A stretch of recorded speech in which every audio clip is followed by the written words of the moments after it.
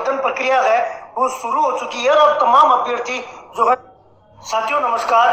साथियों, चतुर्थ श्रेणी कर्मचारी भर्ती की जो आवेदन प्रक्रिया है वो शुरू हो चुकी है और तमाम अभ्यर्थी जो है लगातार आप लोगों की नजर है कि भैया इस भर्ती में लगभग कितने फॉर्म जाएंगे।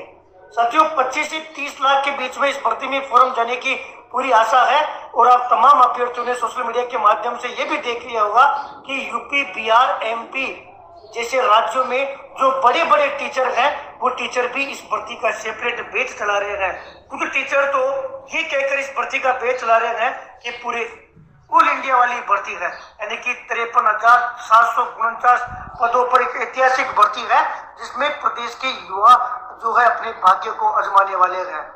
लेकिन साथियों, मैं पिछले 1.5 माह से आप तमाम साथियों की जो मांग है कि राजस्थान जीके का वेटेज बढ़ना चाहिए उसको लेकर प्रयासरत हूँ और अब तमाम अभ्यर्थियों के दिमाग में इन दिनों सबसे बड़ा सवाल यही है कि भैया जीके बढ़ेगा कि नहीं बढ़ेगा। इस वीडियो के माध्यम से मैं अब तक किया गया पूरा प्रयास और कहां तक प्रयास पहुंचा है, हम सफलता के केवल और केवल एक कदम दूर बचे हैं और पूरी रणनीति क्या थी जिस रणनीति के तहत आज हम यहाँ पर पहुंच पाए हैं।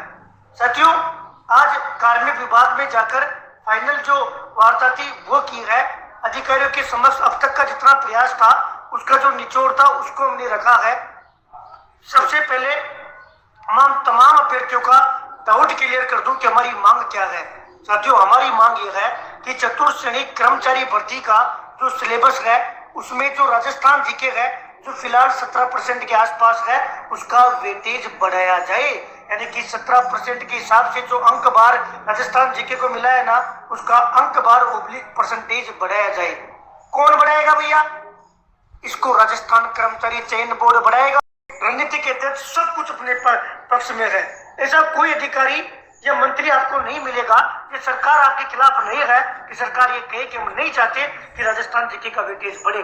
माननीय जो के विश्वविद्यालय मंत्री जी है उनसे भी मुलाकात की गई। इसके बाद में मैंने एक ट्वीट किया था, एक कार्मिक विभाग ने कर्मचारी चयन बोर्ड से स्पष्टीकरण मांगा है या सुझाव मांगा है कि जब विस्तार आपके हाथ में था तो आपने 17% राजस्थान जीके की है, इसको लेकर कार्मिक विभाग ने जो है पत्र लिखा था या पत्र भेजा था ऑनलाइन, किसको? कर्मचारी चयन बोर्ड को।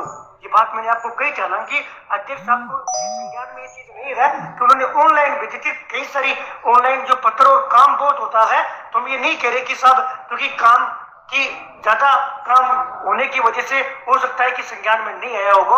53-47-332 इसका क्रमांक है। ऑनलाइन जो नंबर है 12 मार्च को जो लेटर है वो बोर्ड को भेजा गया 53-47-332 के साथ।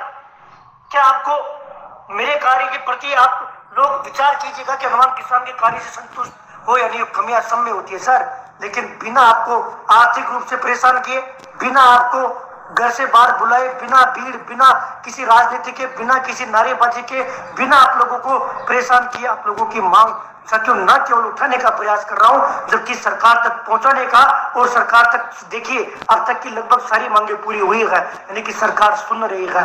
बाकी आप कभी जयपुर आके देखिएगा और आप प्रयास करके देखिएगा कि सरकार में कौन है जो आपकी डायरेक्ट मांग सुन पाएगा। संगठन में शक्ति है। 1-2 अपवाद है जिनकी दुकानें लगभग बंद हो चुकी है क्योंकि उनको लेना देना कुछ नहीं है। घर से आएंगे नहीं, कॉपी पेस्ट करके वो डालते रहेंगे और गुमराह करते रहेंगे, एक दूसरे के ऊपर आरोप लगाते रहेंगे। जो समय है उसको सबको साथियों समय जवाब देगा। अगर मैं अच्छा काम करूंगा उनको लेना देना कुछ नहीं है। घर से आएंगे नहीं, कॉपी पेस्ट करके वो डालते रहेंगे और गुमराह करते रहेंगे, एक दूसरे के ऊपर आरोप लगाते रहेंगे। जो समय है उसको सबको साथियों समय जवाब देगा। अगर मैं अच्छा काम करूंगा आप लोगों के प्रति, आप मेरे प्रति, आप लोगों की जवाबदेही तय होगी, प्यार प्रेम बनेगा, एकता बनेगी, ये सिस्टम बदलेगा। हमें एक फर्जीवाड़ा बंद करवाना है, सिस्टम से लड़ना है और हर प्रकार से युवा हित में जो मांग होगी उसको मिलजुल कर पूरा करवाना है। मैं